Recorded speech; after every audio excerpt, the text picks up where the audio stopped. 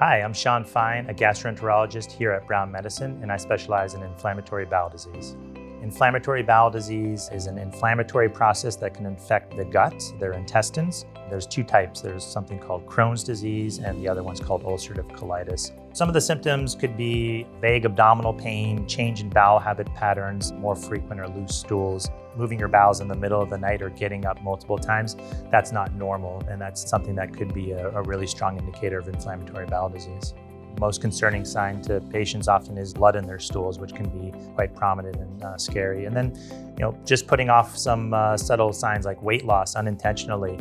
Anything can present with inflammatory bowel disease, but those are the most common ones. Not one thing predisposes a diagnosis or clinches the diagnosis.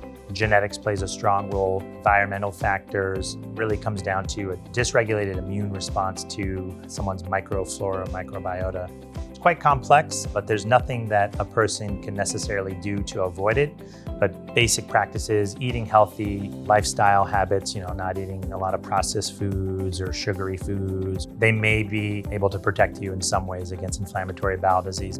We are seeing patients get diagnosed young, and we see patients get diagnosed now middle age, and now we are also picking up people who are diagnosed older age, so it really can present at any time in life. For 5 years now, we've had this center under Brown Medicine working here and trying to serve the needs of Rhode Island. And we provide everything from top to bottom, whether it be infusions for their treatment, taking care of the whole patient, nutrition, dietitian. And then the good thing being in Brown Medicine is we have all of our medical subspecialties under one roof, or we're able to work collaboratively very quickly with them. So if I need to get someone in to a dermatologist or a skin doctor or a joint doctor, I have that means within Brown Medicine to be able to get those patients in quickly, because patients with inflammatory bowel disease not only have inflammation of their intestines, they can have what we call extraintestinal manifestations, and it can affect anywhere from their eyes, their joints, their skin.